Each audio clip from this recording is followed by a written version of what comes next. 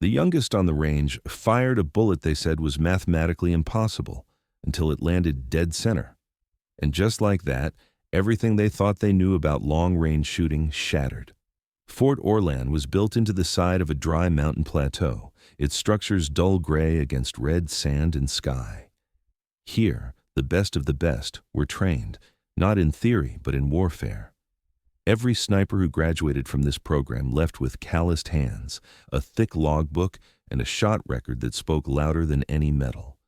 So when a 19-year-old cadet named Kaela Virell showed up with a borrowed rucksack and a rangefinder older than she was, no one paid her any attention. She wasn't tall, she wasn't loud, and she didn't carry herself like someone trying to prove anything. She was just there. Technically, she wasn't even on the roster. Kaela had been transferred from the Technical Analytics Corps for observation training. Translation: watch, measure, report, do not touch. She followed orders. She watched the legends shoot. She logged the weather. She measured wind speeds. And she kept her mouth shut when Sergeant Thorne, a man with confirmed kills in 4 continents, missed a 2,000-meter shot 3 times in a row. At first, no one noticed her scribbles, not even when she started calculating wind stratification values by hand and quietly corrected the weather officer's readings. Not even when she spotted the vertical rotation error in the optics alignment on Bay 6.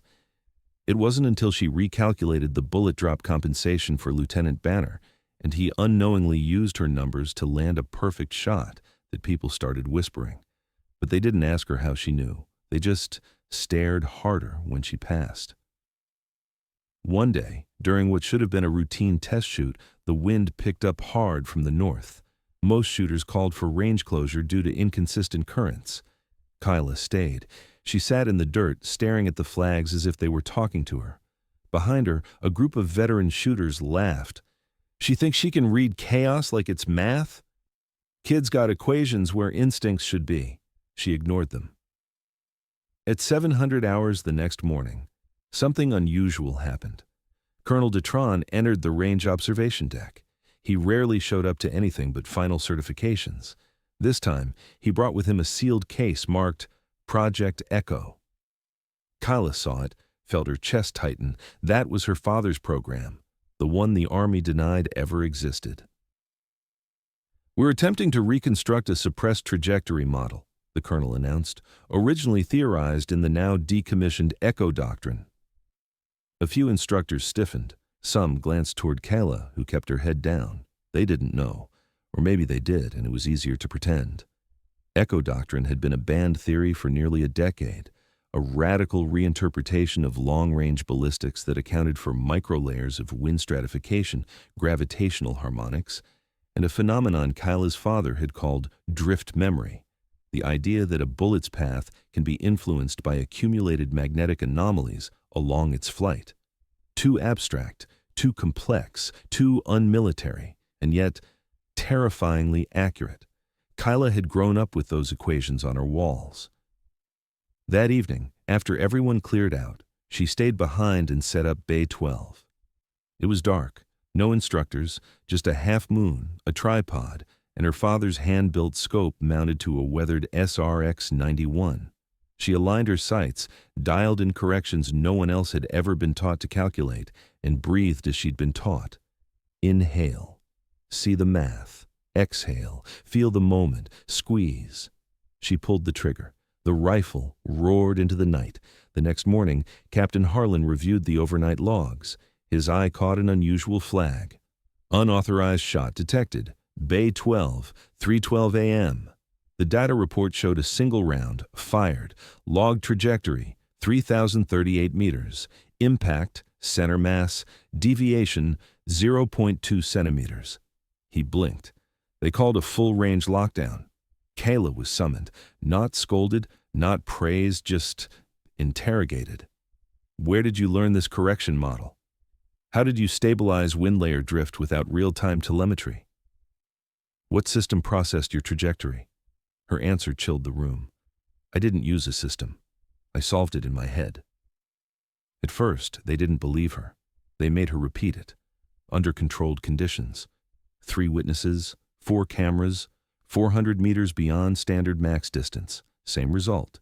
Then they brought in external experts. Then they made her shoot uphill in a snowstorm. She hit a moving target. That night, Captain Harlan stood in the corridor outside the simulation chamber, shaking his head as Kaela walked by. "Where the hell did you come from?" Kaela looked at him, tired but calm. "From the part of the manual you ripped out." By week's end, they had pulled every file marked Echo Doctrine.